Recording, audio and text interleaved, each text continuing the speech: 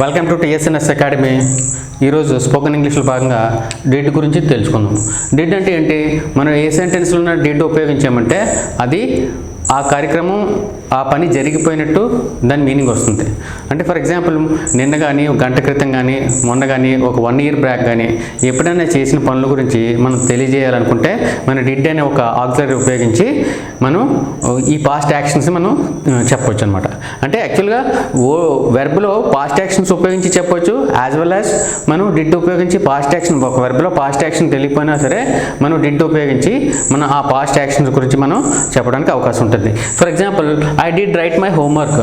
I did right my homework అంటే నేను homework complete చేసేసాను. అంటే ఈ యాక్షన్ ఏంటమ్మా? ఇది నాట్ హ్యాబిచువల్ యాక్షన్. ఈ యాక్షన్ ఏంటి? జరిగిపోయింది అనమాట. ఎప్పుడు జరిగింది? గంట క్రితం అవ్వచ్చు, నిన్న అవ్వచ్చు, మొన్న అవ్వచ్చు, 1 సంవత్సరం క్రితం అనవచ్చు. ఎప్పుడైనా సరే ఈ యాక్షన్ జరిగిపోయినట్టు అనమాట. We did go to temple. మేము టెంపుల్కి వెళ్ళాము. అది నిన్న అవ్వచ్చు, 1 గంట క్రితం అవ్వచ్చు, ఎప్పుడైనా అవ్వచ్చు. ఈ యాక్షన్ అయితే ఏదైతే రాసామో ఇక్కడ ఇవన్నీ కూడా జరిగిపోయిన పనుల గురించి మాత్రమే తెలియజేస్తుంది. You did come to school. You did come to school అంటే నిన్న నువ్వు స్కూల్కి వచ్చావు, లేకపోతే నువ్వు స్కూల్కి వచ్చావు అని అర్థం. He did take bath. అయినా స్నానం చేసేసాడు. హీ డిడ్ టేక్ బాత్ అంటే అది ఆ యాక్షన్ జరిగిపోయింది. She did attend marriage. She did attend marriage అంటే ఆమె మ్యారేజ్కి అటెండ్ అయ్యింది. They did meet my friend. వాళ్ళు మా ఫ్రెండ్ని కలిశారు. అంటే ఇక్కడ ఉన్నటువంటి యాక్షన్స్ ఏ యాక్షన్స్ అయితే ఉన్నాయో 6 యాక్షన్స్ కూడా ఈ జరిగిపోయిన actions.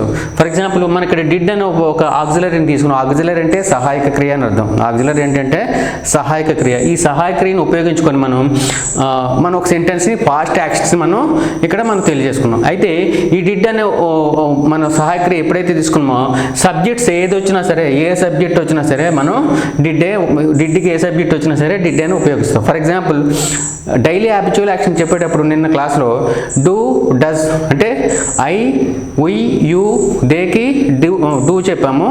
He, she, it subject use చేస్తే డస్ చెప్పాము. కానీ ఈ పాస్ట్ యాక్షన్స్లో ఎప్పుడు కూడా డిడ్ అనే ఒక సహాయక్రియ తీసుకున్నప్పుడు సబ్జెక్ట్ ఏదైనా సరే, subject I, we, you, he, she, it ఏది వచ్చినా సరే, దే ఏ సబ్జెక్ట్ వచ్చినా సరే మన డిడ్ మనం ఆక్సిలరీ వర్బ్గా పాస్ట్ యాక్షన్ చెప్పడానికి మనం చెప్తాం. For example I did take my lunch today అంటే ఈరోజు నేను లంచ్ చేసేసాను. అంటే ఇప్పుడు ఈవినింగ్ అయింది కదా, ఈరోజు లంచ్ చేశాను. I did take my breakfast అంటే నేను బ్రేక్ఫాస్ట్ చేసేసాను. ఐ డిడ్ కుమ్ మై హెయిర్ నేను నా తల దువ్వేసుకున్నాను.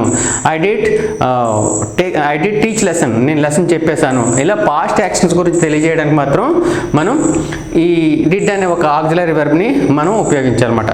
ఈ డిడ్ ఎప్పుడైతే ఉపయోగించామో మనం ఆ యాక్షన్ జరిగిపోయిందని మనం గుర్తుపెట్టుకోవాలి. అలాగే మనకి సబ్జెక్ట్స్ ఎన్ని ఉన్నాయంటే 7 ఉంటాయి. I, we, you, he, she, it, they. ఈ సబ్జెక్ట్స్ ఏది వచ్చినా సరే మనకి ఆక్సిలరీ వెర్బ్ ఇక్కడ డిడ్డే ఉంటుంది. దీనికి పాస్ట్ యాక్షన్స్ చెప్పడానికి, పాస్ట్ యాక్షన్స్ అంటే జరిగిపోయిన పనుల గురించి చెప్పాల్సి వస్తే మనకి ఇక్కడ డిడ్ అనే ఒక ఆక్సిలరీ ఉంటుంది. I did go to Vizag yesterday. We did go to Vizag yesterday. You did go to Vizag yesterday. He did go to Vizag yesterday. She did go to Vizag yesterday.